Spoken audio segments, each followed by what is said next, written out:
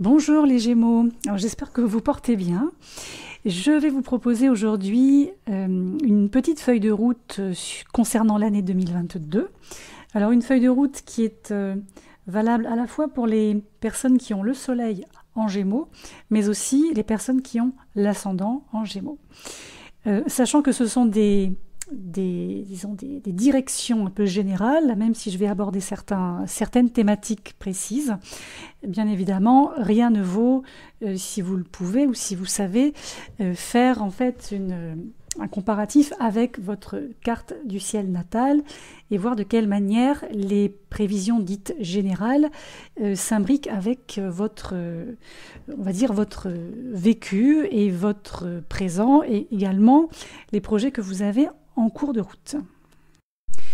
Alors déjà, sur un plan global, sachant que Mercure est la planète, donc l'énergie directrice de votre signe, on a une année qui va être entièrement façonnée, c'est vraiment le cas de le dire, parce que vous allez dire justement, de la façon dont vous allez l'énoncer, la façon dont vos interlocuteurs vont l'interpréter et y réagir.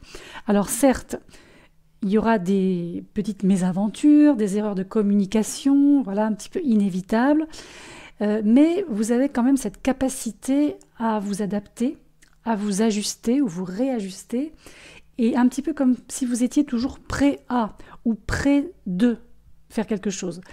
Et là, on a aussi, je dirais, comme une espèce de retour un peu spirituel au niveau de votre raisonnement, de votre mental cette année.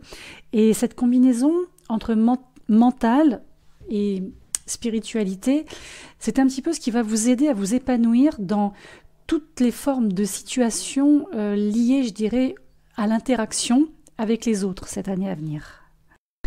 Et cette énergie mercurienne, en fait, elle commence très bien l'année, puisque Mercure va transiter le Verseau, donc un autre signe d'air qui a une énergie assez proche de la vôtre, pour justement la première semaine de l'année. Donc vraiment, vous démarrez la nouvelle année sur votre, sur votre propre rythme, sur votre propre vibration. Donc ça, c'est pas mal. Et il y a du coup une forme de nouvelle perspective qui accompagne cette énergie. Et ensuite, très rapidement, donc cette planète Mercure va avancer la deuxième semaine de janvier, toujours dans le signe du Verseau, et là, elle va se mettre en position, on va dire, rétrograde. Alors ici, c'est vraiment le principe des rétrogradations mercuriennes, c'est-à-dire, par exemple, des petits problèmes, des petits soucis qui surgissent de nulle part, des clés que l'on perd, ça peut être des malentendus dans une conversation, ça peut être l'ordinateur qui plante, voilà. Donc c'est que ces petites choses sont assez agaçantes, mais c'est vrai que pour vous, Gémeaux, c'est aussi, en dehors de ce côté très pragmatique, si on regarde les choses avec un peu plus de recul, ce sont des périodes qui vous permettent d'appuyer un petit peu sur le bouton pause et de réfléchir à ce que vous allez faire après ces périodes de rétrogradation. Ensuite, l'une des périodes qui ressort comme une période à potentiel, c'est votre période anniversaire, donc entre approximativement fin mai et fin juin, où là, c'est vraiment un temps qui va souligner vos talents, donc il va falloir mettre en avant vos talents, vos compétences, vos capacités, vos dons, tout ce qui fait de vous quelqu'un d'unique et aussi votre flexibilité. Cette année, on a beaucoup l'écrit qui ressort, l'écriture. Alors ça peut passer par aussi les réseaux sociaux, tout ce qui va être en lien avec les nouvelles technologies, Internet par exemple. Mais j'ai envie de dire que quelle que soit la façon que vous allez choisir pour faire ressortir vos idées et vos opinions, ou même mettre en place un projet, je pense que vous allez plutôt bien le faire. Et ce qui ressort aussi, c'est qu'on vous voit vraiment capable de débattre avec des personnes, je dirais, ou influentes, ou en tout cas qui sont capables de rallier votre cause. Alors, au niveau du domaine du professionnel maintenant, au niveau de la carrière, et également les sources de revenus qui vont avec. Alors, on a essentiellement pour vous Neptune, qui continue son transit en Poisson, donc l'un des secteurs de carrière pour vous.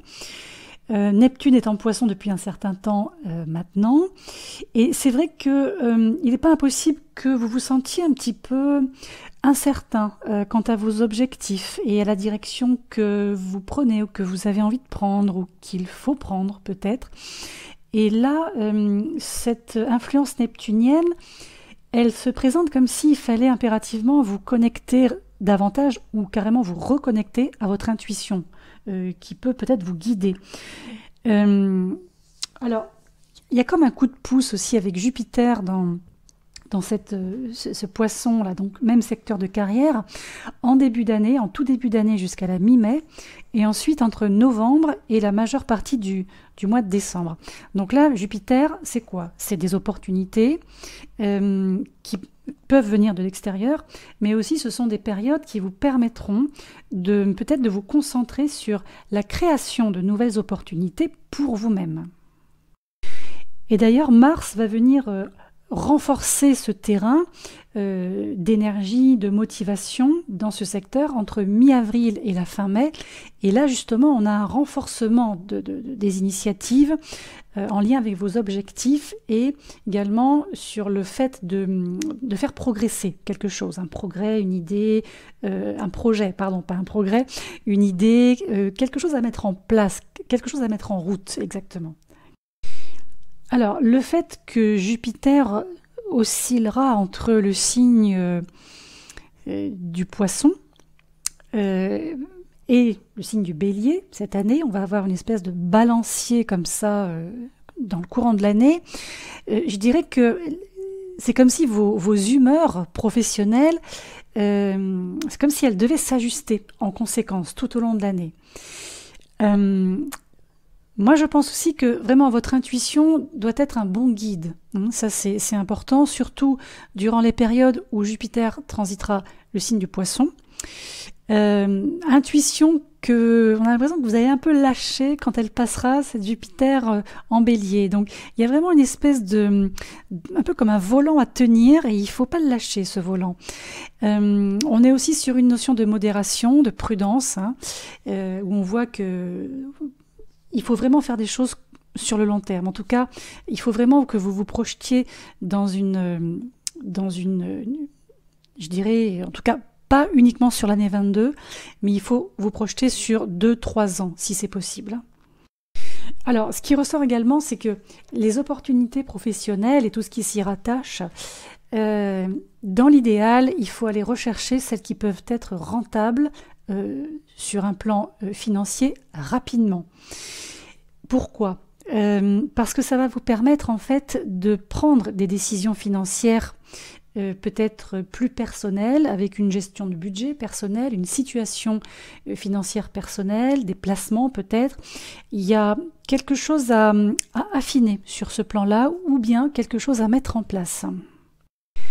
Alors au niveau des éclipses de l'année 22, vous allez avoir 2 éclipses justement qui vont traverser votre secteur professionnel. La première sera une éclipse lunaire qui aura lieu le 15 mai et la deuxième sera une éclipse solaire qui aura lieu le 25 octobre. Alors la première éclipse, donc la lunaire du 15 mai, celle-ci peut apporter des progrès. Des récompenses, une forme de succès également. Alors, il faut savoir aussi que c'est quelque chose qui n'arrivera pas tout cuit. Là, on voit bien que ce sont les fruits d'un travail que vous avez mené en tout cas jusque-là, et il peut y avoir une forme de reconnaissance par rapport à ce projet. Ensuite, sur la même période, donc autour du 15 mai, il peut y avoir petit peu de stress en lien avec justement le domaine professionnel et vous pouvez avoir tout à fait besoin de faire une pause. Donc si vous avez besoin de faire une pause, faites-le. Puis l'éclipse solaire du 25 octobre, alors elle peut apporter, je dirais, davantage d'opportunités. Il y a une forme d'excitation là via le travail que vous faites Et il va falloir mettre en valeur vos capacités, là aussi. Maintenant, sur le domaine un peu plus personnel, donc affectif, amoureux, sentimental et aussi familial, par extension, c'est vrai que les rétrogradations de Mercure, cette année, que j'ai évoquées juste avant sur un plan professionnel, c'est vrai que là, c'est surtout aux personnes célibataires que ça s'adresse, ou en tout cas aux personnes qui ne sont pas attachées ou qui ne sont pas dans un lien d'attachement de type mariage, Pax, etc., ou en couple depuis longtemps, en tout cas. Alors, ce qui ressort, c'est que les rétrogradations de Mercure, que j'ai évoquées tout à l'heure sur un plan professionnel, ici pourraient vous affecter. Effectivement, en particulier du 14 janvier au 3 février, donc lors de la première rétrogradation de Mercure, qui démarre donc dans le Verseau et se terminera dans le Capricorne.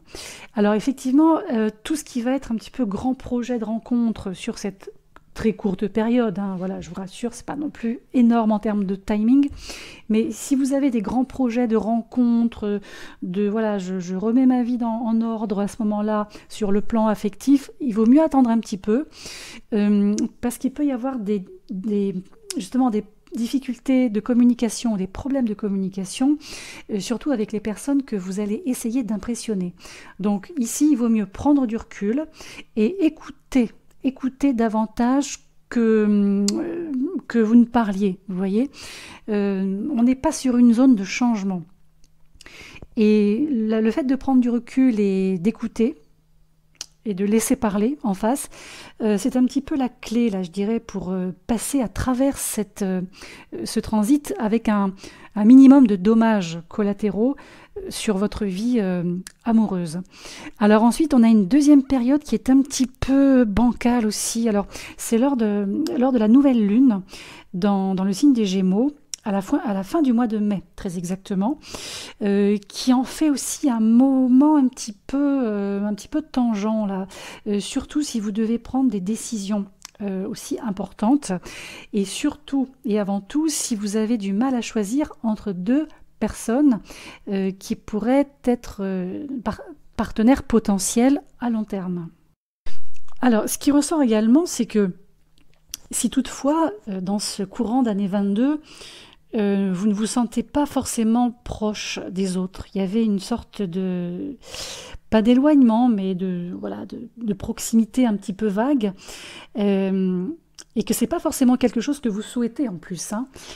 La solution pourrait être de repenser la notion d'engagement avec les autres, avec autrui, mais aussi, il faudrait peut-être aussi repenser la nécessité de transformer justement cette relation à autrui, d'une manière ou d'une autre. Pluton peut être d'une grande aide dans ce domaine, puisqu'il transite un secteur qui touche tout ça là, depuis des années. Et moi, je pense aussi que la transformation de vos relations personnelles, relations intimes, c'est probablement un thème sur lequel vous travaillez depuis longtemps, ou alors c'est un thème sur lequel vous vous heurtez depuis longtemps. C'est pas impossible. Et c'est surtout, encore une fois, tout début 22 que c'est un phénomène qui semble s'amplifier à ce niveau-là. Alors, comme certains signes, la rétrogradation de Mercure, à partir du mois de septembre, en tout cas une bonne partie du mois de septembre, là aussi, attention à ne pas faire rentrer trop de personnes en lien avec votre passé, ce qu'on appelle des flammes anciennes. Voilà, après, est-ce que c'est une bonne idée ou pas? Est-ce que vous souhaitez vous reconnecter à ces gens-là ou pas? Ça, après, c'est vous avec vous-même. Mais en tout cas, toutes les formes de problématiques en lien avec vos relations amoureuses existantes devront être abordées à ce moment-là. Et par extension, dans le domaine familial, C'est vrai que sur le dernier trimestre, donc le 4e trimestre, octobre à décembre, on a ici une période où on voit que vous allez avoir envie de passer du temps avec votre famille, vos proches. Vous allez sûrement avoir envie d'apporter des améliorations à votre domicile, votre situation de vie. Il y a vraiment une envie de confort, de soutien. Il y a justement le côté relationnel, il est intéressant ici parce que il peut y avoir une interaction d'aide entre vous et les autres. Ce qui ressort également, c'est qu'il y a une priorité en lien avec ça. Il y a la notion de déménagement qui ressort aussi sur cette période. Alors, si vous déménagez, c'est vraiment pour aller vers, on va dire, un lieu ou dans un endroit qui peut, par exemple, vous rapprocher des personnes avec lesquelles vous êtes proches ou qui vous soutiennent. Donc, on a vraiment cette notion, je dirais, d'épanouissement. On a une volonté d'épanouissement en lien avec un foyer solide et pourquoi pas la construction d'une vie de famille pour certains. Alors ensuite, au niveau je dirais de la dynamique psycho-émotionnelle qui sera la vôtre pour l'année 22, alors là, on va tabler sur, d'une part, l'énergie uranienne. L'énergie uranienne, donc, elle continue à évoluer dans le signe du Taureau, donc techniquement la 12e maison du Gémeaux, entre autres qui, on va dire, dirige un petit peu tout ce qui a trait aux choses cachées, au subconscient, au passé, au karma, etc. Donc c'est une planète qui évolue en Taureau depuis déjà quelques temps. Et en fait, c'est une énergie qui peut aider à trouver des moyens non conventionnels, déjà de résolution de problématiques très anciennes, et aussi de connexion ou de reconnexion à votre subconscient, votre inconscient, de manière à pouvoir déterrer tout ce qui doit l'être, mais je dis déterrer, c'est quasiment au sens propre quand je vous dis ça, et aussi de lâcher prise, mais vraiment, vraiment. Alors, on est surtout là sur un début d'année, donc surtout à partir de début février. On a une période là pour les Gémeaux qui va permettre, pour ceux et celles qui le souhaitent, évidemment, qui va permettre justement de travailler ou de revenir sur ces anciens modèles, ces anciennes habitudes. Habitudes de vie, habitudes de comportement, voilà, c'est assez large. Mais on est vraiment dans des systèmes novateurs de résolution. J'insiste un petit peu là-dessus, parce qu'il semblerait que les systèmes conventionnels, le déjà vu, déjà fait, c'est bien, enfin c'est bien, mais sans surprise, si vous voulez. Alors ensuite, quand on avance dans l'année, on se retrouve début juillet. Alors début juillet, on va trouver Mars dans ce secteur-là, donc en Taureau, donc de début juillet à mi-août. Et là, on a une sorte de dynamique d'énergie qui va vous pousser en fait à aller puiser justement dans cette zone subconsciente, inconsciente. C'est une période, bon, c'est l'été, certes, c'est les vacances peut-être pour certains, mais c'est une période qui montre qu'il n'est pas impossible que vous ayez envie de passer du temps seul, donc seul, avec vous-même et vos pensées. Et moi je trouve que c'est une période qui est plutôt positive pour ça, parce que justement le fait de s'isoler, entre guillemets, permettra d'approfondir les choses et de vraiment mieux comprendre toutes les motivations, tous les leviers en fait, subconscients et inconscients qui sont les vôtres. Toujours concernant ce même secteur, qui est quand même un secteur important sur 2022, ce qui n'est pas un mal en soi. Alors, on va retrouver 2 éclipses. Une éclipse solaire le 30 avril et une éclipse lunaire le 8 novembre. Alors, l'éclipse du 30 avril, elle va permettre de vraiment vous concentrer, de cibler véritablement les problèmes en lien avec votre passé, mais d'une manière productive. Ce qui va ensuite permettre également de passer à autre chose au moment de l'éclipse lunaire du 8 novembre. Donc comme vous pouvez le constater, pour les Gémeaux, c'est vraiment un retour à soi auquel on assiste, et je dirais également une manière beaucoup plus mature de se gérer soi-même.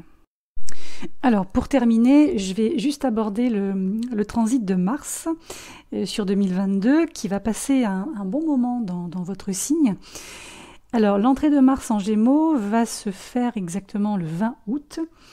Et alors là, tout de suite, il va falloir essayer de tirer le meilleur parti de tout ce qui va se présenter à vous, avant que la rétrogradation ne commence à se mettre en place, autrement dit, à partir du 30 octobre.